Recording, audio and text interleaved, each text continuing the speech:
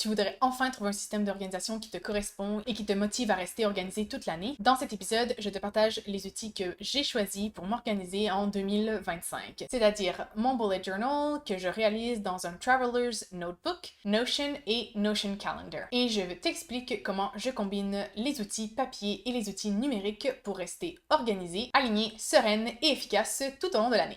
Donc, si tu cherches de l'inspiration pour créer ton propre système d'organisation pour 2025 et que tu aimerais aussi découvrir comment combiner efficacement les outils d'organisation papier et numérique, cet épisode est pour toi. Bonjour et bienvenue sur Zenly Organized. Je m'appelle Sarah et j'accompagne les personnes qui aspirent à une vie plus sereine, épanouie et alignée, à mieux se connaître et s'organiser pour qu'elles puissent réaliser leurs plus grands rêves. Aujourd'hui, je voulais te partager mon système d'organisation pour 2025 parce que personnellement, j'aime beaucoup aller regarder des vidéos sur le système d'organisation d'autres personnes pour trouver de l'inspiration, voir un peu qu'est-ce que les autres font et l'intégrer à mon propre système d'organisation si ça me plaît, si je pense que ça pourrait fonctionner pour moi. Donc, j'espère que mon système pourra t'inspirer et t'aider à te construire ton propre système d'organisation qui fonctionnera pour toi.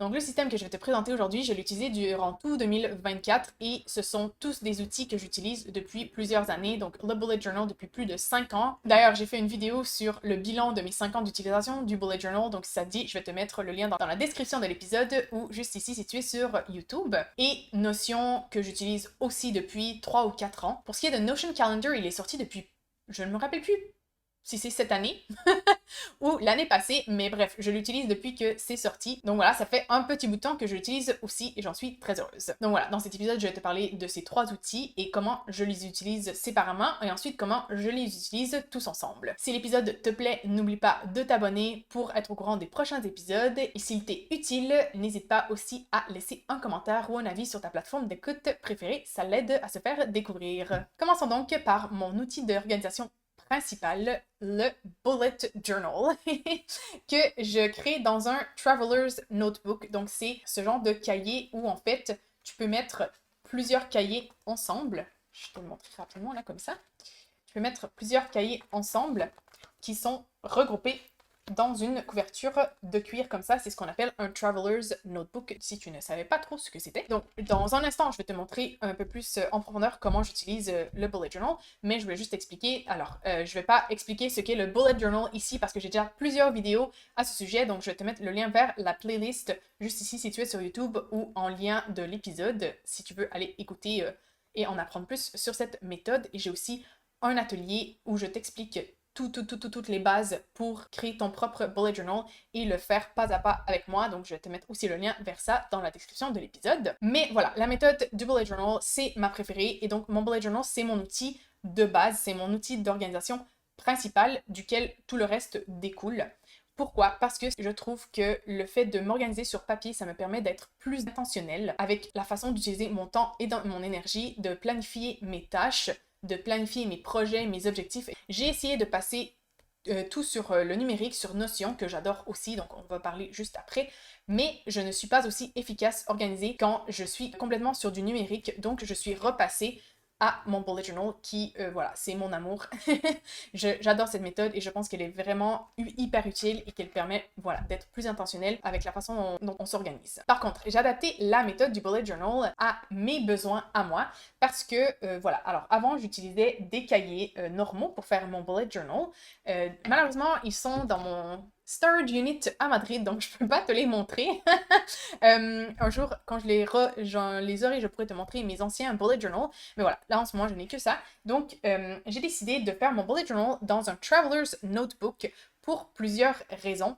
Parce que, en fait, moi, je suis genre nomade, semi-nomade tout le temps. Donc, je déménage, je change de pays très, très régulièrement. Je voyage beaucoup. Et donc, me trimballer des gros cahiers, c'est difficile, ça prend beaucoup de place, c'est lourd. Donc, l'année passée, quand je suis partie pour voyager en Asie, et au final, j'ai déménagé en Asie, j'ai trouvé les Traveler's Notebook et j'ai adoré parce qu'en fait, ce sont de petits cahiers. Donc, je vais te montrer. Donc, ce sont de petits cahiers, tu vois, genre ça fait 64 pages, c'est très très petit, c'est très très léger. Et donc, ça me permet de moduler mon bullet journal selon les besoins que j'ai à un moment et ne pas avoir besoin de transporter un énorme cahier à chaque fois. Donc voilà, généralement, je n'ai que 3 cahiers. Dans mon Traveler's Notebook, je pense que tu peux le voir, là, j'ai 3 cahiers comme ça. Donc le premier, c'est le cahier dans lequel je fais mon future log, donc ce qui est la planification à long terme dans la méthode du bullet journal, et justement tout ce qui est planification plus à long terme sur l'année. Donc c'est dans ce cahier, ce premier cahier-là que j'ai, comme je disais, mon future log, j'ai aussi mes objectifs de l'année, tout ce qui est project management et tout ce qui est brainstorming de mes projets et les grandes lignes de mes projets, les réflexions, etc. Je fais ça sur papier parce que numériquement, ça ne fonctionne pas aussi bien. Je ne sais pas pourquoi. Donc, dans ce premier cahier, c'est ce que j'appelle un peu la méta, tu vois, ma métacognition, ma méta-organisation. Donc, c'est vraiment ce qui est pour toute l'année parce que, ben voilà, comme c'est de petits cahiers, en fait, un cahier me dure 2 mois et du coup, ben, j'avais pas envie de devoir recopier à chaque 2 mois mes objectifs, mes à long terme pour l'année, tout ce qui est la planification de mes différents projets que ben, je réalise tout au long de l'année. Donc, j'ai décidé d'avoir un cahier dédié à ça.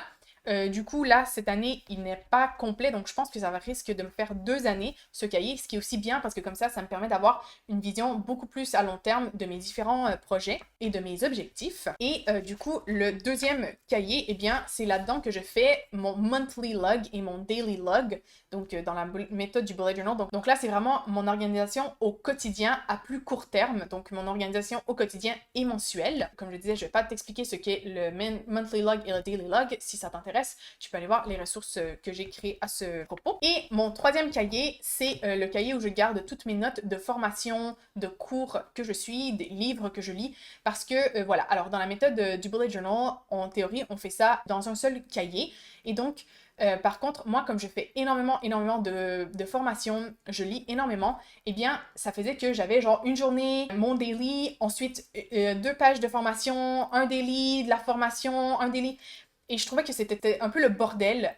Donc voilà, avec la méthode du Traveler's Notebook, ça me permet d'avoir vraiment des cahiers séparés pour tout ça. Et donc, du coup, je sais exactement dans quel cahier aller pour mes formations, pour planifier ma journée et pour planifier mes objectifs et plus mon organisation à long terme. Donc, je trouve que c'est plus pratique par rapport à la méthode du bullet journal classique où tout ça était dans un seul cahier et genre sans ordre et un peu comme ça. Je trouvais que c'était un peu trop le fouillis. Donc ça, c'est le best of both worlds que j'ai trouvé, la meilleure solution pour continuer avec la méthode du bullet journal que j'adore, mais éviter d'avoir toutes les informations un peu partout et devoir les transférer à chaque fois de cahier, etc. Surtout par rapport à mon mode de vie qui est un peu, voilà, nomade. Donc tout part de mon bullet journal. Je fais toutes mes listes de tâches pour la journée, pour le mois, pour l'année, comme je disais, la planification de mes projets, dans le sens de l'idéation, tout ce qui est la planification de mes projets, etc. Je fais ça ici dans mon bullet journal. Par contre, comme c'est un outil papier, il y a bien sûr des limitations. Alors déjà, de un, le fait qu'il n'y a pas de rappel, parce que ben, c'est du papier, et aussi, moi, je suis une personne très visuelle. J'aime bien voir visuellement mes tâches de la journée grâce à la méthode du time blocking. Et donc, pour ça, j'utilise Notion Calendar, donc qui est la nouvelle application de calendrier, un peu comme Google Calendar, que j'utilisais avant, mais maintenant qu'ils ont créé une pour Notion, c'est encore mieux. Donc, ça synchronise mon calendrier Google Calendar avec mon Notion. Et donc, comme ça me permet d'avoir tout au même endroit, de faire le time blocking, d'avoir, par exemple, mes leçons, parce que voilà, j'ai un horaire qui change toutes les semaines avec mes cours. Donc, ça n'a aucun intérêt d'avoir ça dans mon bullet journal, par exemple. Comme ça, je peux le voir directement et comme venir bloquer les différentes tâches que j'ai à faire entre mes cours que je mets ici dans mon agenda, dans mon calendrier, et les autres événements avec des rappels aussi. Donc ça, c'est hyper pratique. Je mets aussi, voilà, comme c'est connecté à mon Notion, on va le voir juste après, j'ai les contenus que je poste sur les différentes plateformes. Je peux les mettre ici, les voir ici aussi. Donc ça, c'est vraiment génial. Notion Calendar, depuis qu'ils l'ont créé, je suis en amour, c'est super. Et du coup, le troisième outil qui fait partie de mon système d'organisation, c'est Notion. Donc Notion, si tu ne connais pas, c'est une application qui te permet de créer en fait tout ce que tu veux parce que c'est quand tu commences, tu as une page blanche et donc ça te permet de faire, c'est un peu comme un bullet journal mais numérique et ça te permet d'avoir des bases de données que tu peux lier entre elles, donc de faire des tableaux, d'avoir des calendriers, d'avoir des listes, des tableaux Kanban, donc si tu veux suivre des projets, etc. Donc moi, je suis une très très grande fan de Notion. J'ai essayé pendant une période de passer tout sur Notion. D'ailleurs, j'avais fait un épisode en anglais par contre là-dessus, donc si ça t'intéresse, je peux te le lien. Mais voilà, ça ne fonctionnait pas. Quand c'est numérique, on dirait que j'oublie d'aller voir régulièrement, je me perds, tu vois, à chaque fois que je vais mettre quelque chose, ben je suis distraite par d'autres informations, alors que dans mon bullet journal, je ne peux pas être distraite parce que, ben voilà, c'est juste du papier, j'ai toujours la page du jour ouverte, je vais directement et c'est beaucoup plus simple. Donc voilà, mais par contre, Notion, ça a les avantages du numérique que le bullet journal n'a pas. Donc j'utilise Notion pour différentes choses. Donc j'utilise Notion surtout pour les collections permanentes auxquelles j'ai envie d'avoir accès régulièrement. Du coup que j'étais fatiguée de toujours transférer d'un cahier à l'autre. Donc par exemple, je suis une fan de citations, d'affirmations positives, donc je les collectionne. Donc ici, dans mon Notion, j'ai une section avec les citations et les affirmations positives. Donc chaque fois j'en trouve une, je viens les mettre ici. Ensuite, par exemple, mes livres. Donc comme j'aime beaucoup avoir des recommandations de livres et tout, eh bien j'étais fatiguée là encore de les avoir dans mon bullet journal, de devoir retranscrire à chaque fois que je changeais de cahier. Donc ici sur Notion, j'ai tous mes livres, je peux les classer, je peux mettre des statuts, genre s'ils sont lus, pas lus, où ils sont, par exemple s'ils sont sur mon Kobo, si c'est des livres physiques, etc. Donc c'est beaucoup plus pratique que dans mon bullet journal. Donc voilà. Notion, c'est un peu mon deuxième cerveau, donc c'est là où je garde toutes les informations que j'ai envie d'avoir sur le long terme. Par exemple, j'ai mes finances parce que, ben voilà, je trouve personnellement que ça n'a aucun sens de faire nos finances dans un bullet journal, il faut faire les calculs à la main, ça prend des pages et des pages et des pages d'écrire nos dépenses. Donc voilà, j'utilise Notion pour faire mon budget, faire le suivi de mes finances. Les apprentissages ici, comme tu peux le voir, alors ça c'est un peu que j'améliore ça, mais je scanne en fait tous mes cahiers dans lesquels j'écris à la main pour les avoir ici dans mon Notion pour avoir toujours accès à mes notes où que je sois. Ce n'est pas le plus efficace, mais voilà, j'ai besoin d'écrire à la main pour me rappeler des informations, donc pour l'instant c'est la meilleure solution que j'ai trouvée. Et finalement, je l'utilise pour faire la gestion pratique de mes projets. Disons toute la partie opérationnelle de mes projets, je la fais ici. Donc par exemple, pour ce qui est de Zenly Organized, la création de contenu. Donc voilà, ça n'a aucun sens de faire ça dans mon cahier parce que ici, eh bien, je peux changer les dates facilement, je peux avoir des tags, par exemple, de leur statut, s'ils sont planifiés, s'ils sont prêts, à quelle étape j'en suis, etc., pour quelle plateforme c'est, et tout changer de manière très très facile et rapide. Je peux voilà avoir la liste de ce qui a déjà été publié, de ce que je suis en train de produire, par exemple, ou de ce qui doit être produit, de où j'en suis pour chacune des choses, de à quelle étape de la production j'en suis, donc pour faire du batching, etc.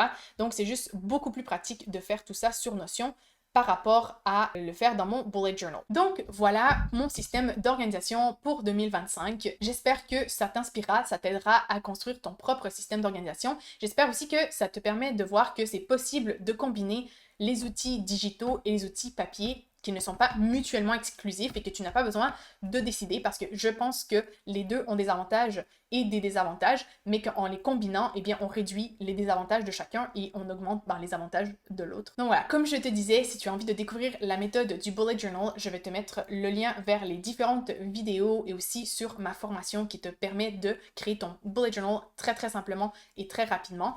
Tout ça sera dans le lien de l'épisode. Et n'hésite pas à venir me dire en commentaire quels sont les outils que tu utiliseras toi en 2025. Je suis toujours curieuse, j'aime toujours découvrir de nouveaux outils et aussi voir comment d'autres personnes intègrent leurs différents outils ensemble. Donc je suis super curieuse. Si ça te dit, laisse-moi un commentaire sous l'épisode.